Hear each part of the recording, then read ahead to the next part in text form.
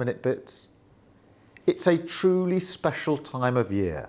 I know many across Britain are still struggling with the cost of living. Helping with that is my priority. A photograph has been released by Buckingham Palace showing the King delivering his Christmas message again outside of traditional palace walls. This year, the annual address was filmed in the Lady Chapel inside Westminster Abbey, the second time the monarch has recorded it away from a royal residence. And a cold health alert has been issued for Christmas Day as forecasters said the prospect of a white Christmas was highly unlikely. The UK Health Security Agency has issued a yellow cold health alert from 6 p.m. on Christmas Day to 12 p.m. on the 27th for South West England. A Met Office spokesman said Christmas Day would be pretty decent in weather conditions with mainly dry weather. Those are the latest headlines. For now, more news soon. For all the latest from GB News whilst you're on the go, get the GB News app. Scan the QR code now to download or visit gbnews.com/app.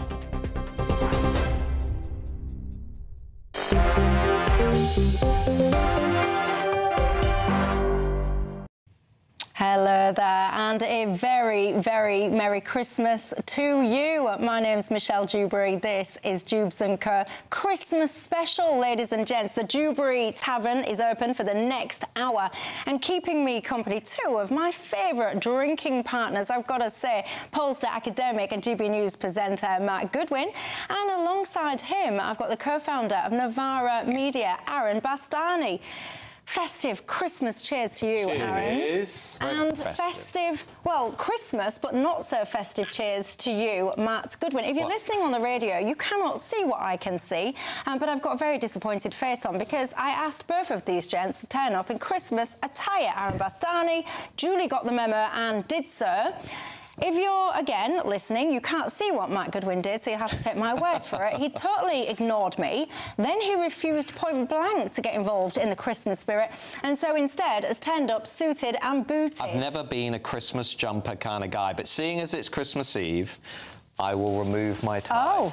There we go. That's a big step for me. That is, your top button?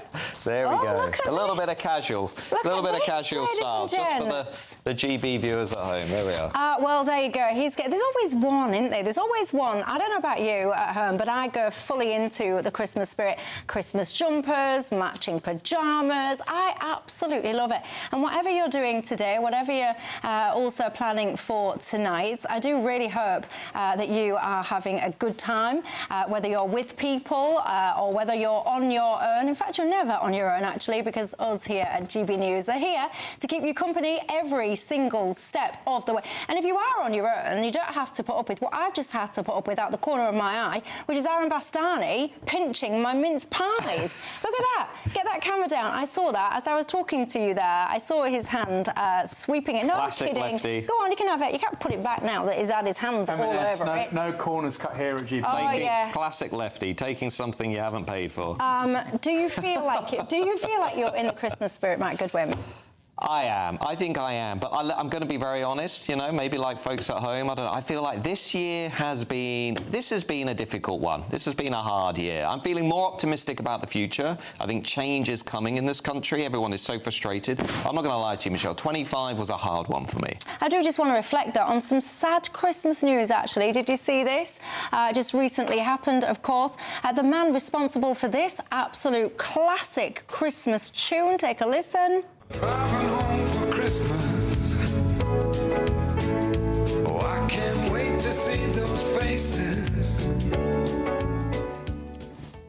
What an absolute legend he is. Chris Rea, of course, you'll know the news now that he very sadly died at the age of just 74. That's no age, is it? Chris Rea, what a beautiful song. Are you one of those people that play that song on repeat? I don't play it, but I certainly hear it. You know...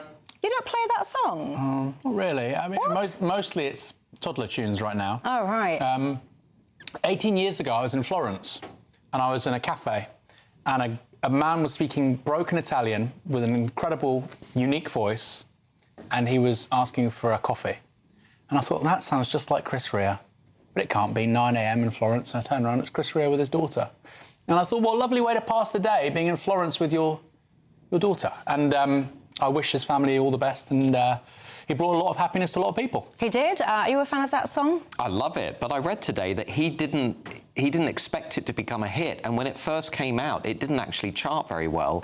It became a Christmas hit when people started getting into streaming. Then it became a huge hit. I think when it first came out, it barely made the top 40. But then it became a sensation in the years to come. See, if at first you don't succeed, try again. Chris Rea, we send all of your family our very best wishes, and I personally say thank you, because you've made my drives home to Hull over the years much more bearable, perhaps slightly more unbearable for whoever had the sorrow of having to sit next to me while I played those songs on absolute repeats, I have to say. But yeah, of course, sending lots of love. And you know me, I am a nosy Parker, and I do like to delve into your living rooms. You guys have been sending me your Christmas trees, and I have got a few of them to show you right now. Let's take a look. Kathy, oh, I like this. You're showing quite unique spirit here, Kathy. You've decorated your tree, not just with the usual things, oh no, with shoes, handbags and champagne. You say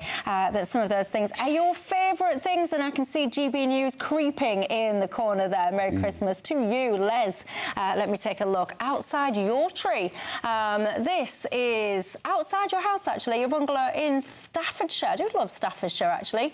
Merry Christmas to you, Les, as well. Now, I do just want to start the news. I want to toot our own horn, quite frankly. It's Christmas. If you can't celebrate yourselves, quite frankly, well, can you? GB News officially overtook Sky News to become Britain's new #1 commercial news channel last year. According to the latest Barb figures, we are on track to hold that top spot for 6 consecutive months now, ahead of both Sky News and the BBC News channel. So I do just want to take a second just to raise my glass to each and every single one of you at home. I really do appreciate your company, whether you watch, listen, or streamers, whatever you do. Thank you very much.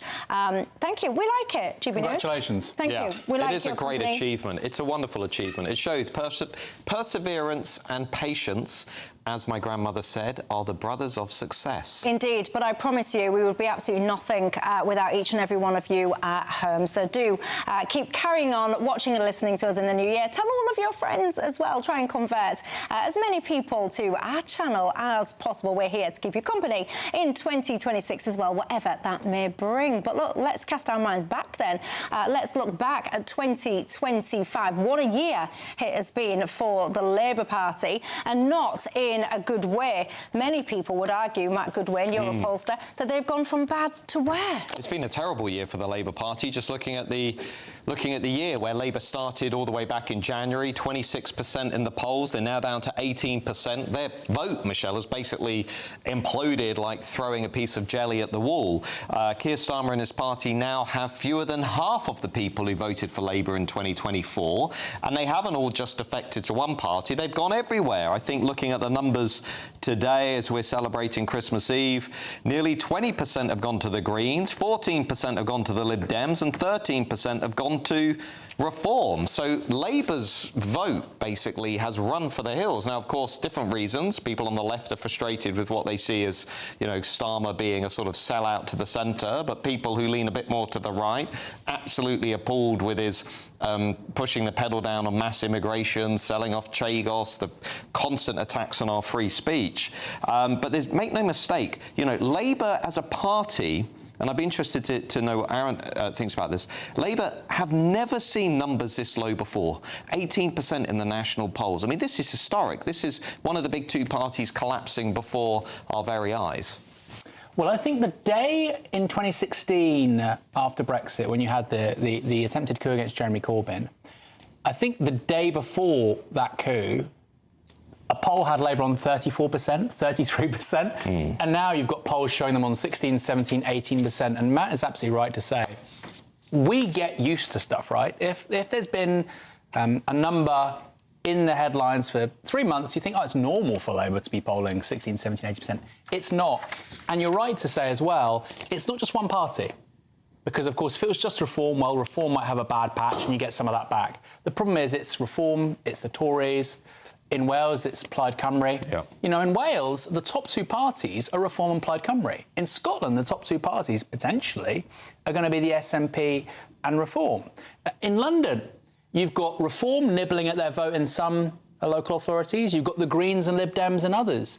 It's a terrible picture for the Labour Party. And I think large numbers of their MPs now, and they have a huge number of MPs, are in career self-defence mode. And they're not thinking who can lead us to form a government at the next general election.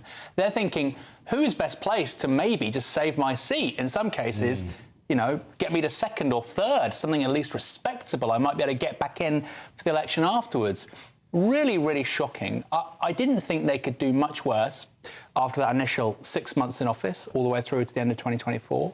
But they really have defied all expectations in terms of how bad they've been. One of the things, when obviously they got elected with this huge majority, people were kind of saying, right, you know, Labour's going to push through their agenda. They've been very, very unsuccessful. I mean, if we remind ourselves, we think back to welfare reforms, they couldn't get them over the line. Just remind ourselves of this one MP, what she had to say off the back of it. Low-level support like PIP helps to build the bridge to the deinstitutionalisation of disabled people, keeping us out of the dark corners of hospitals, prisons and social care settings. So it is with a heavy, broken heart that I will be voting against this bill today. As a matter of conscience, I need my constituents to know I cannot support the proposed changes to PIP. You see, as a result, what we've seen instead is welfare spending getting out of control. The Labour Party promising to get a grip of it, but they won't be able to. But everything is out of control. Welfare spending is out of control. And remember, Labour weren't going to reduce it. They were just going to slow the rate of increase. The borders are out of control. Nobody in the Labour Party clearly knows how to run the economy. We have no growth. Taxation is out of control. Debt is out of control. We are rewarding people on welfare. We are rewarding people who are breaking our laws by entering the country illegally. I think fundamentally, the thing about this Labour government that I think is most significant is they had so long in opposition during the Boris Johnson years. They had so long to prepare for this government. You know, we had the Tony Blair Institute. We had the Morgan McSweeney pathway to government. We had Keir Starmer practicing his new vocal cords with his instructor during COVID. And then they come into power and everything just almost instantly falls apart. There is no seriousness or competency to this government. That's what I find most startling. Maybe not, but there are tears. This was one of the most memorable aspects of this government that many of you, of course, will recall. I'm really proud, Mr. Speaker, that in the first year of a Labour government we got free school meals, breakfast clubs, childcare, got £15 billion invested in transport in the North and the Midlands. With cutting regulation, planning and infrastructure is pounding forward. Listening on the radio, that, of course, was a clip where Rachel... I mean, when you see that clip, Aaron Bastani, now, and you look back, you look at Rachel Reeves now, you look back, she had tears rolling down her face. None of this has been a good look for the Labour Party. No, it hasn't. And it was one of those moments where you have somebody like Matt and I, different politics, you watch that and you just look at each other and you go, what on earth just happened? You know, it was surreal to watch. And the reason why she was crying was partly to do with the previous clip. They didn't have a majority to get through their cuts to welfare spending. And the worry was bond markets would pick up on the fact they couldn't make those cuts and the price of UK debt would go higher. We'd be in a bit of a fiscal kind of doom loop, so to speak. The reason why they got rid of the two-child benefit cap is they view that as a down payment on future cuts. So they're going to spend $3 billion, but it's going to get them permission with backbenchers to cut 5, 6, 7 billion later on. But like so many things with Morgan McSweeney and Keir Starmer, it sounds really smart. This is what they say to the backbenchers and to the vested interests. It sounds really clever. On delivery, it never seems to work. But that's why she was crying, because of the bond markets. That's what she feared the most, a trust-style outcome. And to be fair to Labour, that was very possible this year. It didn't happen. They avoided that. Well, you will be the final judge of what you made to the success or not of the Labour Party in 2025. Now, Ipsos, they actually predicted, looking ahead, that 3/4 of Britons expect large-scale public unrest in 2026. I want to take a look at that after the break.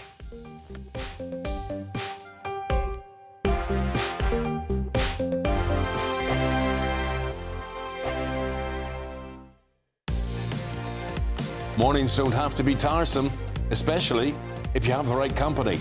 Wake up to news as it happens, opinion and debate, and of course, a little bit of entertainment too. Because when the kettle's on, we're on. That's Breakfast on GB News, a show worth waking up for. Every morning from 6 a.m. Only on the People's Channel, Britain's news channel. We'll spread the news, you spread the word. Martin Dewbs, weekdays from 3 p.m. Yeah, so when I was 5 years old, one of my family members, friends, was looking after me one day, like babysitting me. And then on that day, it was a well-trusted friend of our family, was babysitting me and took me upstairs and he raped and abused me. So from then on, I've suffered and suffered. One of the things that he did say to me was that he would kill me or hurt me in my sleep. So ever since then, I've always suffered with PTSD, night terrors. It never goes away. It took 20 years for you to face it to 20 this. years, yeah, to ever come out about what had ever happened to me. My parents didn't know, I didn't tell them anything. Because a lot of men in your position, a lot of boys in position, they'd rather just take the burden of shame on that comes at a great, can come at a great cost. Yeah, lots of friends and family.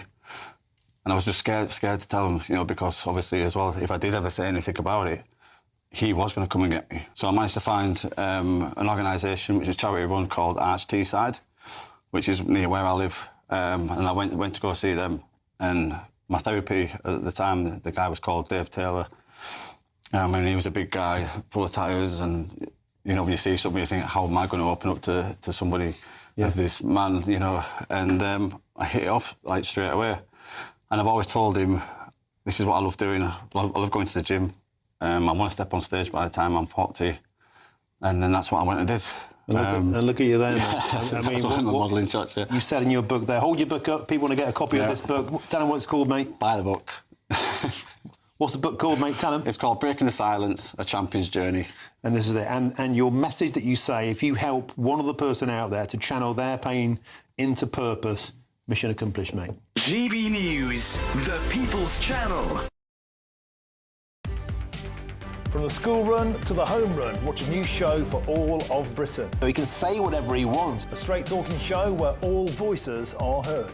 And, you know, when are we going to stop talking about smashing the gangs and actually do it? With the stories that matter from every part of our country. There's a bit of a crash landing there for your Chancellor. Bold, fearless and standing up for you. That's me, Martin Dewbs, 3 p.m. till 6 p.m, weekdays, here only on GB News. The People's Channel, Britain's news channel.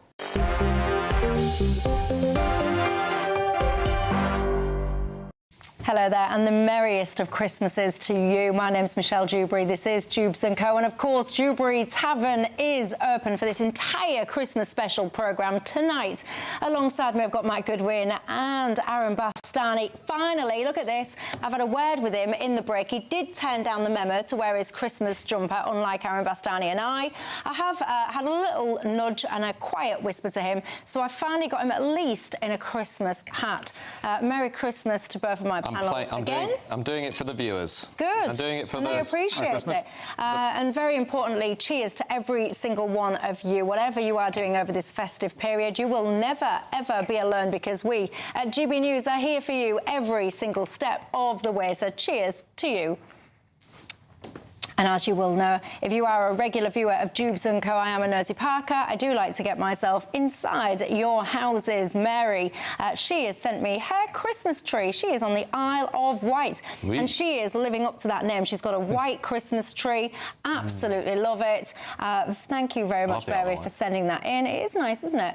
And a Merry Christmas to you, Mary. Let me have a look at Paul. Blimey. Wow. Paul is not hanging back. If you are listening on the radio, goodness gracious me, there's no expense spared. I wouldn't like to get your electricity bill at the end of the month, Paul. He's gone all out, ladies and gents. He's got trees. He's got, what do you call those things? What are those things? What is that when it goes up and over? Reefs? No, not reef. What's it called? An arch? Garland. No, not an arch. Yeah. Not a reef. Not Light a... arch? It is a garland, isn't it? Yeah, it's like You've garland. inspired me, Paul. I want that in my lounge next Christmas. Paul, you're my kind of guy. I think there's people that are either into Christmas or then there's people like Matt Goodwin. Paul is into Christmas. I could spend Christmas with Paul quite easily. Merry Christmas, of course, Paul, to you and your loved ones. Now, not to matters that are quietly less glistening, shall we say, than Paul's living room. A new Ipsos poll has predicted, get this, 3/4 of Brits apparently expect some form of large-scale public unrest in 2026. They also found that 76% of Brits thought that 2025 was a bad year for the UK. That, by the way, is much higher than the global average, that 66% felt the same way about their country. I've got to tell you, right, I hope that this is wrong and I hope that we don't have wide-scale unrest. But what I do know is in 2025, we saw so many people take to the streets with various different levels of frustration and anger. You had the Unite the Kingdom rally, for example, which was a huge display of people taking to the streets, frustrated about the scenes that were happening across the country. Elon Musk speaking at that one as well. I'll come on to Elon Musk in just a second, but more and more people are getting frustrated by the state of the nation, Matt Goodwin. I think that's right. We saw three really significant things in 2025. We saw the Unite the Kingdom march, protest, hundreds of thousands, maybe millions of people on the streets.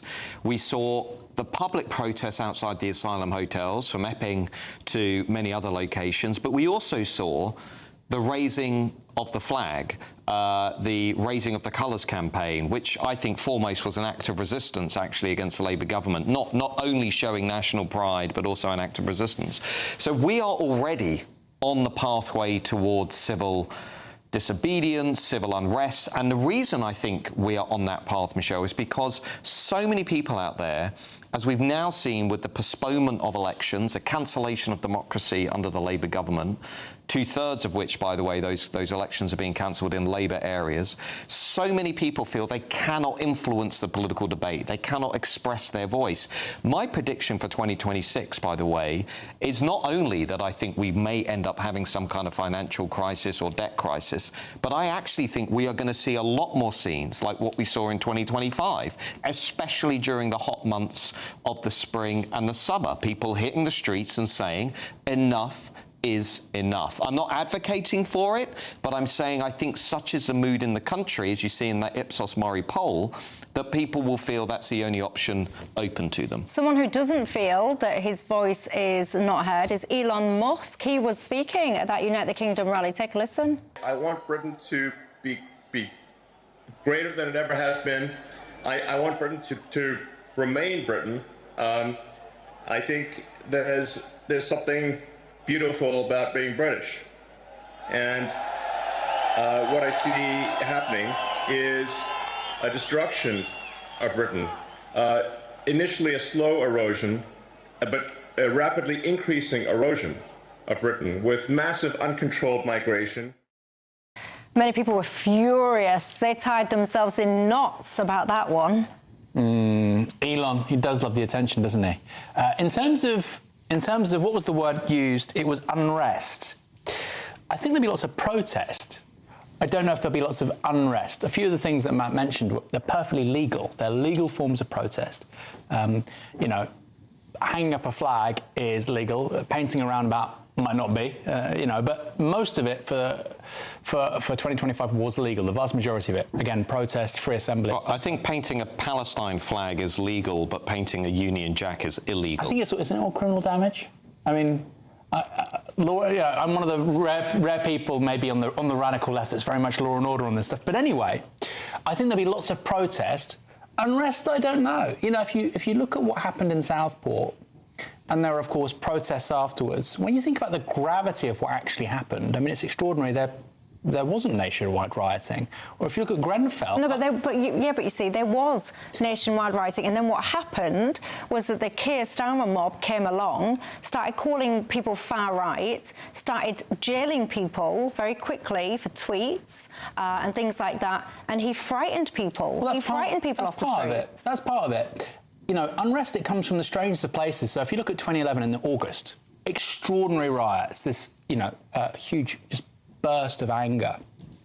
Nobody expected that. Was that the Mark Duggan one? Yes, across the country as well, right? And I don't think anybody expected that. And that's the strange thing, not with protests, but with riots. You never really know. Sometimes it's predictable, like the poll tax riots. People kind of knew something was going to happen eventually.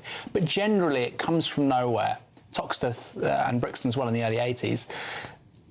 There could be, a catalyst for something like that, but I suspect because we've had this slow build-up over a number of years, the authorities, the Home Office, the police, the government, security services are probably abreast of what's going on, and I think, they won't be surprised. There won't be a sucker punch. I could be wrong. Well, just to come in briefly on that, I think this country is a tinderbox, and I think if there were to be something happening in 26, whether it's some kind of a terrorist attack or another Southport-style atrocity, I've never felt this country in a way that it has felt over the last 12 months. People are, I think they share a righteous anger about the borders, about what's happening in the country, about the sense of unfairness, and they feel that what it means to be British is actually being violated. That sense of fair play is constantly being violated by people in Westminster. Can I quickly respond? Because I would say, if you had just the Labour Party and the Tories, I think you're right. I think that would then move towards quite violent kind of consequences. But the fact you have Reform and Farage as an expression of that democratically, whatever one's thoughts on that, if you're watching or listening, it's there, it's different, it's taking on established politics. Right, well, hold that thought then. I think it's kind of like a pressure valve in a way. So let's hold that thought and let's explore that in more detail, because I think it's an interesting point after the break. Do you think then Reform UK are perhaps the answer to some of the frustrations that you feel at home? We'll look at that after the break.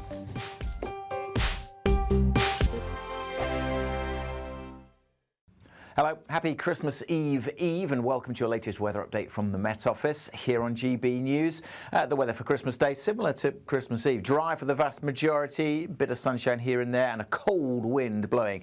Here's the reason why. High pressure sitting in the North Sea. It's not going to give us a white Christmas, but it will continue to provide strong winds across the south. Been pretty chilly if you've been out today, and that wind will continue to bring in a fair bit of cloud over northern England, Wales and southeast Scotland overnight. Some clearer skies in the far northwest, and lighter winds here means it will turn cold with a frost, and there could also again be some fog patches to contend with. So some freezing fog for Christmas Day morning across the far north of Scotland, but if you don't get the fog, at least you should have some good spells of sunshine across the north and the west of Scotland for the morning. The eastern side of Scotland, northeastern parts of England, likely to be predominantly overcast, quite a bit of cloud here. To the west of the Pennines, some breaks in the cloud, mixture of cloud and sunny spells for Northern Ireland and North Wales. Much of South Wales, the Midlands and southern England will have a sunny start to the big day, but that wind is still going to be there. It's going to make it feel cold if you're going for a Christmas Day dip or indeed your Christmas Day walk. Yes, it may look nice with plenty of sunshine, but it will feel cold. We'll see some sunny spells developing in most areas. Chance of 1 or 2 showers over the Channel Islands in the morning and perhaps into the far south of Cornwall, but otherwise dry. 5, 6, maybe 7 degrees Celsius, but I can't emphasise enough, that wind will make it feel quite a bit colder than that in the south. That wind is still with us as we go through Boxing Day, perhaps not quite as strong, but still providing a chill on the beaches especially. Perhaps a bit more cloud across the south on Boxing Day, but again, for many places, should be dry. We should see plenty of sunshine.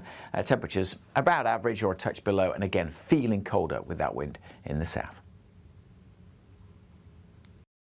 Westminster's full of talk, but out here, it's the real world. Am I allowed to talk now? No, that's it. This is where it matters, real people and real lives.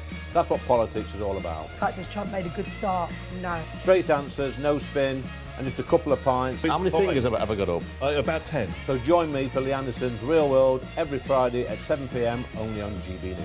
The People's Channel, Britain's news channel.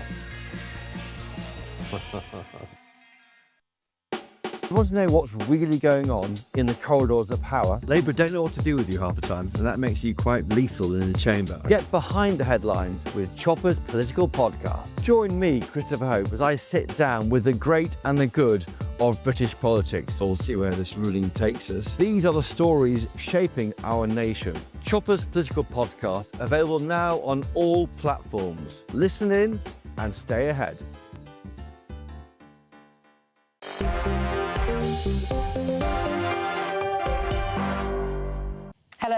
welcome back to Dewbs and Co. with me, Michelle Dewberry. Of course, wishing you a very Merry Christmas alongside me. Finally, look at this, I'm chipping away at him every single break. Matt Goodwin, he started off having absolutely none of it in his suit and tie. I managed to move down to the Christmas hat. And if you are listening on the radio, ladies and gents, I've pretty much got him the whole hog. He's now got a Christmas sweater on. I am feeling the Christmas spirit. You have got me into this. It's not his, by the way, it's mine. I've had to lend him it because he doesn't even possess a Christmas jumper. Who doesn't possess a Christmas jumper? What a strange guy. Someone that was always up for it, Aaron Bastani. Merry Christmas, everybody. Look at him. What's a little animal on Aaron's jumper? This is for my daughter because she loves it. Is that one of those little refugee stories? This is a... Matt, it's not a refugee. This is a teddy bear. But it's not like the Paddington Bear thing where we're all made to feel sorry for... I think Paddington gets a really hard time. Kids love Paddington, I think. love Paddington. But what's that little mouse got to do with Christmas? Mouse, it's a teddy bear. Mouse, it's a teddy bear. And by the way, if you're listening... No more Prosecco for Matt. If you're listening... Yeah, but I make no excuses. Dewberry Tavern is open, by the way. We are having a very Merry Christmas, as you should. It is, of course, the festive period. Have you got any shout-outs for this festive period? I do. My wife's Uncle Jason. That is very specific. He loves GB News and he loves Michelle. Oh, thank you, Jason. And also his son Thomas, who's in the middle of, I suppose you call it basic training, right, for the Marines, but it's really, really arduous. I think it's 36 weeks. We're all very proud of you, Thomas. Yeah. Oh, to Jason and Thomas, thank you, and a Merry Christmas to you too. I actually have a shout out. Well, then whenever we do the show regularly, and I love this show, it's one of my favourite shows behind my show. Yeah. Whenever I put a picture of you and me on Facebook, a lot of my followers say, "Don't you look like a lovely couple?" Oh, right. So who's your shout out to then? It's to you, Michelle. Oh God! The GB News Tavern has indeed been open since. I'm going to switch his prosecco over to his glass of water. But thank you, Matt. Merry Christmas to each and every single one of you again. Right. Look, one of the things that we were just talking about before the break, Aaron Bastani was talking about some people seeing the solution to the disenfranchisement that they feel, the frustration that they feel, as perhaps being Reform UK. Let's cast our minds back, the 1st of May. Reform UK, of course, getting quite significant successes. So let's just remind ourselves, this is May the 1st. Nigel Farage. Two-party politics just died in front of our eyes. What happened here in County Durham and in Lancashire and in Bronco and Helsby, really is, for the Labour Party, pretty cataclysmic. And what's happening to the Conservatives in the Shires is an apocalypse. The breakthrough moment for me was the Runcorn by-election. When it comes to the big legacy parties, they have a ton of data, they have a ton of canvassers. Runcorn, I think, was the 16th most safe seat in the country for Labour, and Reform just got over the line. What's happened in previous years is that on the day, UKIP or the Brexit Party or Reform win, but Labour or the Tories have votes in the bank because of postal voting.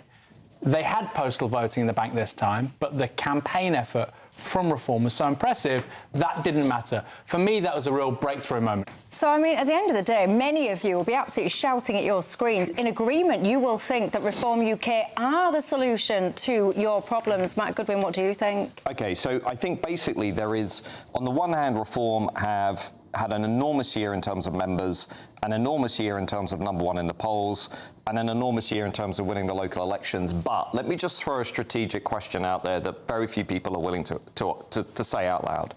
And it's this. Reform are finishing the year on 33% of the vote, which is an achievement. But we have open borders, we have an economy that's collapsing, and we have public confidence and trust through the floor. There is a question here. I'm just going to leave this in the room. I'm going to leave it for viewers at home to think about. Should Reform actually be polling even higher than what they're polling currently? And the reason I say that just briefly is because the mood out there is so grim.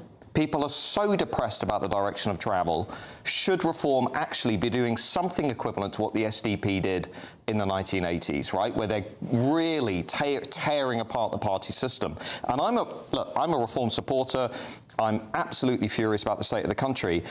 Reform, I think, now really need to start heading into the mid to high 30s in the national polls. Well, one of the interesting things as well, of course, has been the rise of Zach Polanski. Should we take our minds back and remind ourselves, actually, of course, he became the co-leader as well of the Greens. Remind ourselves here. Prime Minister might call this an island of strangers. When Farage says jump, Labour might say how high. But the Greens will never dance to the tune of a Trump-loving, tax-avoiding, science-denying, NHS dismantling corporate stooge. I mean, whatever you think to his politics, the man is a performer and he has captivated an audience, Aaron Bastani. He has. I was at the Green Party conference in Bournemouth earlier in the year, and the level of professionalism was really, really striking. This is a party that before the last general election had 1 MP. They now have 4. I think they're going to get many more than that in the next general election. The question, of course, is how many. They've got lots of members. We've talked about Reform, of course. Reform being the largest party by membership is a massive feat. By the May local elections in 2026, the 2 largest parties in the country could be Reform and the Greens, which is just crazy. It has absolutely no historical precedent. And I suspect that Zach Polanski will moderate a lot of his positions in the years to come. Reform have tried to build a broadish tent in the last year. And I think the Greens, if they're smart, will try and do something similar. I mean, what do you think to that, Matt? OK, here's what I think about Zach Polanski. The moment this goes to a general election, the Greens are going to get absolutely slaughtered because open borders, legalisation of drugs, wealth tax might sound good, but actually a lot of people out there are going to say, no way. What Polanski has done very well is he's locked down the progressive vote, which represents 10 to 15% of this country. What Farage has done is lock down the conservative, culturally conservative vote in this country, which represents about a good 30 to 40%. So Polanski is making a lot more noise than he has potential. Farage is leaning into a much bigger audience that he could arguably make even bigger. But I don't think for a second that Polanski and the Greens are going to be able to turn what they've got into the kind of performance that Reform could have at the next general election. I also think, by the way, no one's really making this argument in Westminster, but I think it's good for Reform to turn the Greens into a serious threat, because the bigger the Greens get, the more votes they're taking from Labour, and it's going to be like 2019, where you had the Remainers all arguing among themselves and Boris Johnson outflanked them. But this time around, you're going to have the left progressives arguing among themselves, the Greens, Labour, Plaid, maybe Jeremy Corbyn's party, and that will allow Nigel Farage to outflank them. That is my kind of working hypothesis of how the next general election will go. Interesting stuff. Look, by the way, I do like to start this Christmas special having a good old nosy inside your house. So I'll go into the next break doing just that. Sue, take a look at this, ladies and gents. This is a tree that Sue has had for 28 years. I like that. Is that a train set going around the bottom there? Absolutely fabulous. And look at this, Pete. He sent in the Christmas, look at this, the Christmas lights outside Pete's house in Dudley. I absolutely love that. But as I keep saying, I don't envy you guys when it comes to the end of the month and you get your electricity bill. But 10 out of 10 for you, Pete. If you're listening on the radio, take my word for it. He's created his very own winter wonderland in his front garden, and I absolutely love it. Pete, Merry Christmas. Second term, and goodness gracious me, what a ride it has been. Let's take a look.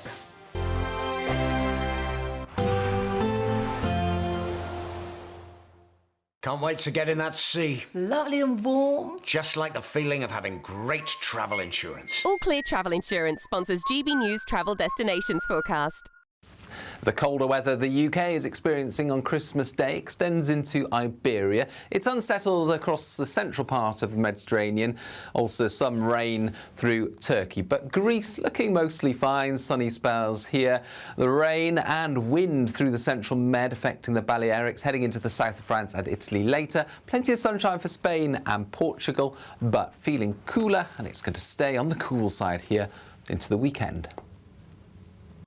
All Clear Travel Insurance sponsors GBNews Travel Destinations Forecast. Britain was once the envy of the world. But look around. A nation that no longer knows what it is or where it's going. A country that's broken. How do we fix Britain? How do we bring it back? Friday night with Matt Goodwin at 8 p.m. only on GB News. Decisions made in Washington aren't just shaping America, they're shaping Britain too. From migration to global security, from crime to health. Whatever happens in the White House today will be felt in your town or city tomorrow.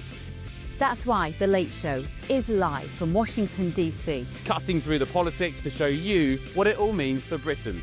The Late Show live every night at midnight. Only on GB News, Britain's news channel. Bold. They are under no illusion. Ray. Are you a human trafficker? Boundless. I've had enough of the nonsense, and I'm not afraid to say it. Don't get us on the BBC. Every weeknight, I tear through the headlines. The smell of gasoline. Should we be worried about it? From Westminster madness to cultural war chaos. What we're going to do now is they are throwing things out the car as we speak. Get ready, Britain. Here we go. Patrick Christie tonight, weeknights from 9 p.m. only on GB News, Britain's news channel. Westminster's full of talk, but out here, it's the real world. Am I allowed to talk now? No, that's it. This is where it matters, real people and real lives. That's what politics is all about. The fact has Trump made a good start? No. Straight answers, no spin, and just a couple of pints. How many fingers have I got up? About 10. So join me for Lee Anderson's Real World every Friday at 7 p.m. only on GB News. The People's Channel, Britain's news channel.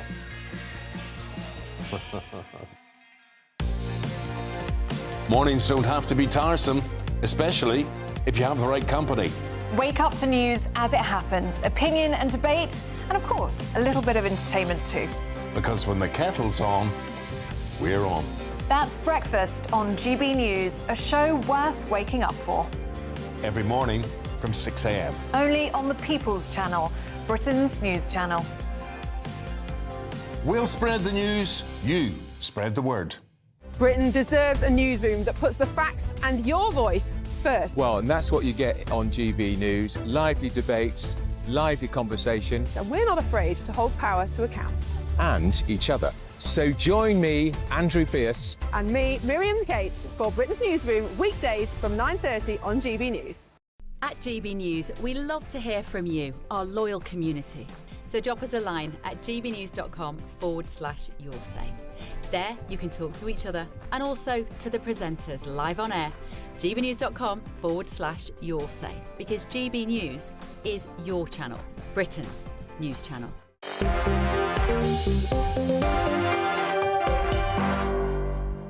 Hello there, welcome back to Dewbs & Co. with me, Michelle Dewberry, Matt Goodwin and Aaron Bastani. Look, I've managed to convert him. Watch this, look. I do want him to go the whole hog. Look, Matt Goodwin, he said no at the beginning. He was suited and booted. I got him in a hat, I got him in a jumper. Don't do and it. now I'm going to give him a Christmas bow as Don't well. do it. This was made from one of my very own viewers, Dee. There you go. You can have a little bit of that as well. I told you I'd push him over the edge, ladies and gents. Very Merry Christmas to each and every single one of you. Thank you for sharing your festive period with us. And don't go, oh, Michelle's getting all work. She's saying festive and not Christmas. Merry Christmas to each and every single one of you. I don't think there's a... Dewberry Tavern, of course, is open right through to the end of the programme. It's Christmas after all, Peter. Let's have a nosy inside your house. I absolutely love this. Peter tells me he is a biker. Look at this, ladies and gents. I shall describe it for you. It's not your average tree. Oh, no. He's taken his bike, he's decked it out with lights, and that is the centrepiece of his living room. I absolutely love it, Peter. Merry Christmas to you. And let's take a look at this. Roy, you're a prickly so-and-so. He's in Scotland. He doesn't muck around with tradition. He's got a cactus as his Christmas tree. I like it. I do like people that think outside of the box. Sir Roy, Merry Christmas to you and all your family as well. Thank you so much to each and every one of you that got involved and did indeed send me your Christmas trees, your decorations. I've tried to look at as many of them as I could, and you really did put a smile on my face. So thank you very much for that. Now, Donald Trump, we can't look back at 2025 without reflecting on the moment that he, of course, got re-elected for a second term as President of the United States. Let's remind ourselves.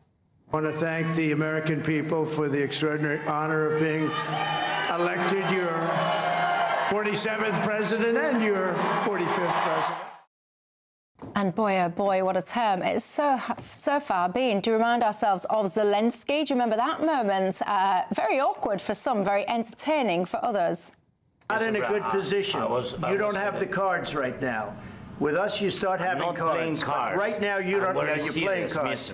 You're playing cards. You're gambling with the lives of millions of people. You're gambling with World War III. And it wasn't, of course, just Zelensky that got the tough talk. Do you remember this one? When President Ramaphosa went to see Donald Trump, and some would say that Donald Trump ambushed him. Dim the lights. I could show you a couple of things, and it has to be responded to. Yeah, sure.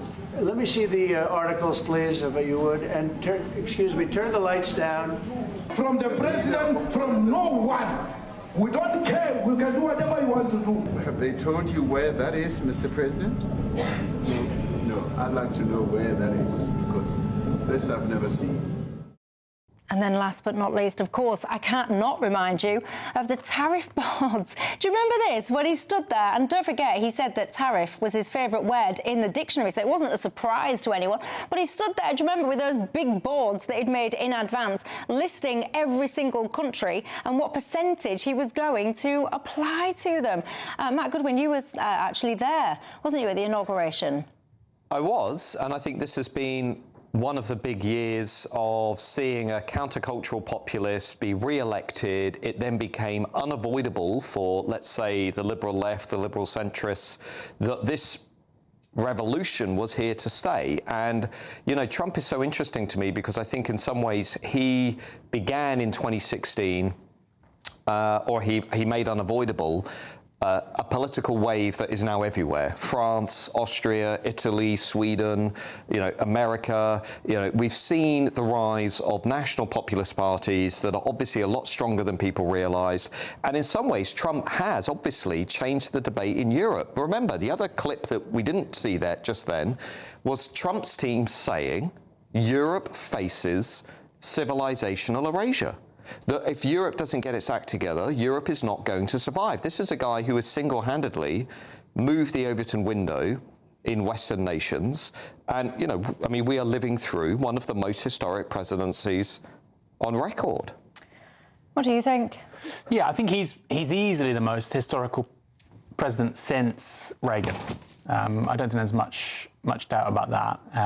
In terms of shifting the political debate domestically, I think that's incontrovertible. With Trump winning again, what it proved is that he wasn't a blip and that people need to take this stuff seriously. And we aren't going back. I remember being at home during that Zelensky conversation, and I'm just in the lounge, and all of a sudden I hear shouting. And I'm thinking, where's that coming from? And it was the radio in the kitchen, and I'm thinking, wait, that sounds like Donald Trump. What on earth is going on? He's screaming at the guy. People aren't used to this. And I think in a way, and I say this to somebody on the left who's critical of Trump, I think he might be a blessing to Europe because he is forcing European politicians, left, right and centre, to take themselves more seriously on defence, on industrial policy, on foreign policy. And I think that's a good thing. I think China, the US, they take themselves very seriously. Russia too. I think Europe should join the club. I can't end this programme as we look back to the best parts of 2025 without mentioning this. This will touch so many families across the UK. Of course, Huntington's disease, one of the most cruelest, devastating diseases that exists, has been successfully treated for the first time this year. I mean, what a huge achievement, Aaron Bastani. It is. It was at University College London where there was a broader global trial, but it was at UCL where they were leading on this. They've developed a treatment which can slow the development of the condition down by about 75%. So it's not a cure, but it's pretty darn close, and of course that may improve over time. For people who aren't familiar with Huntington's, it's a single nucleotide, a single letter of your DNA which is wrong, which is scrambled. And it leads to the most awful, horrendous condition. And why this is important is, of course, Huntington's is horrible, but it is a very similar condition in terms of why it happens to Parkinson's, sickle cell anemia, beta thalassemia. So this treatment is going to have very broad applications, this therapy. And look, there's lots to be critical about with the world in 2025, 2026, but there's some really great stuff happening. It's very good news. Fabulous. It is good news, actually, and we really, really do need so much more of that in 2026. And obviously, my thoughts go out to anyone that's affected with that disease. And long may all of the science, the research go into all of these. We've got awful diseases, motor neuron and things like that. I can't wait for the day, actually, where so many of these diseases are a thing of the past. I can't end the programme, Matt Goodwin, without asking you for your predictions for 2026. And by the way, I've got to tell you, Dewberry Tavern has been open for the last hour, so we have been trying to maintain our merry spirits. It is, of course, Christmas after all, so you can release them. Are you ready? Here we go. Prediction number 1. Keir Starmer will not survive 2026. Prediction number 2. The Reform Party will have a clean sweep. They'll do really, really well at the spring elections. They will do really, really well across England, Wales, and make some inroads in Scotland. And prediction number 3, building on our discussion of that Ipsos Mori poll, I'm not advocating for this, but I think this is what will happen. Unless Labour control the borders, I think we will have widespread public protests and disturbances across the country. Let's hope not. Aaron Bastani? Keir Starmer will go. I suspect after the May local elections, it would take one hell of a BS artist to persuade Labour MPs to not do that, and I think Morgan McSweeney fancies himself as that, but I don't think he'll be able to pull it off. And secondly, I think people are going to start reading again. I think young people have had enough of the dating apps and online culture and social media. And that's not to say they're all going to turn away from it. That stuff is very much centre stage of our culture. But I think we've sort of hit a moment, an inflection point, where people will start to say, you know what? I just want to be outside and talk to people. I don't want to be stuck. Just very briefly. The other story we're hearing is Labour will move to ban social media among the under-16s next year. Do you think that's part of that? Well, Australia.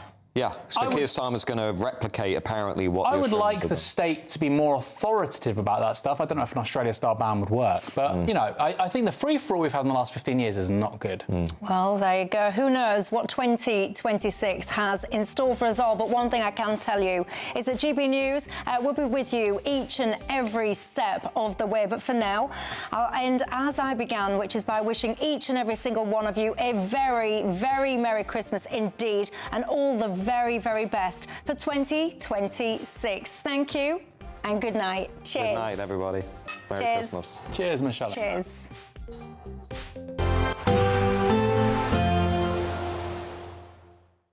Expect warm spells with the odd rude interruption. Box Boiler sponsors the weather on GB News. Hello, happy Christmas Eve, and welcome to your latest weather update from the Met Office here on GB News. The weather for Christmas Day, similar to Christmas Eve. Dry for the vast majority, bit of sunshine here and there, and a cold wind blowing. Here's the reason why. High pressure sitting in the North Sea. It's not going to give us a white Christmas, but it will continue to provide strong winds across the south. Been pretty chilly if you've been out today, and that wind will continue to bring in a fair bit of cloud over northern England, Wales, and southeast Scotland overnight. Some clearer skies in the far northwest, and lighter winds here means it will turn cold with a frost, and there could also again be some fog patches to contend with. So some freezing fog for Christmas Day morning across the far north of Scotland. But if you don't get the fog, at least you should have some good spells of sunshine across the north and the west of Scotland for the morning.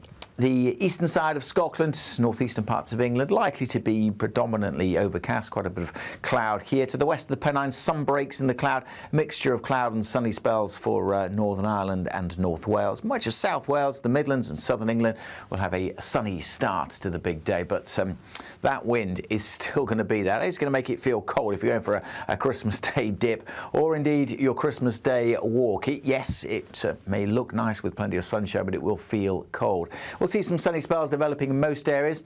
Chance of 1 or 2 showers over the Channel Islands in the morning, and perhaps into the far south of Cornwall, but otherwise dry, 5, 6, maybe 7 degrees Celsius, but can't emphasise enough, that wind will make it feel quite a bit colder than that in the south. That wind is still with us as we go through Boxing Day, perhaps not quite as strong, but still providing a chill on the beaches especially. Perhaps a bit more cloud across the south on Boxing Day, but again, for many places, should be dry. We should see plenty of sunshine. Temperatures about average or a touch below, and again, feeling colder with that wind in the south. Today, clouds overhead. Total zen within. Boxed Solar sponsors the weather on GB News. This Christmas, we're giving you the chance to win our biggest cash prize of the year. An incredible £85,000 in tax-free cash could be yours. And we've come to the fabulously festive Aurora Collection Resort here in Lapland to celebrate. £85,000 of tax-free cash really could be yours. For another chance to win £85,000 cash, text cash to 63225. One entry costs £2.50 plus one standard network rate message. Or text bonus to 63225. 5 entries cost £5 plus one standard network rate message. Go to gbnews.com/win. Entries start at £2.50. Call 0903 686 3232. Calls cost £2.50 plus your network access charge. Or post your name and number to GB18 PO Box 8690 Derby DE1 9TT. UK only. Entrance must be 18 or over. Lines close at 4 p.m. on the 30th of January. Please check the closing time if listening or watching on demand. Good luck. This Christmas, we're inviting you to join the GB News family for an occasion filled with joy. A chance to come together and lift our voices and celebrate what truly brings us closer at this time of year. So whether you're with friends or family or simply in the spirits of the season, we would love to share this special night of carols with you. Carols by candlelight at 8 o'clock tonight, only on GB News, the People's Channel, Britain's news channel.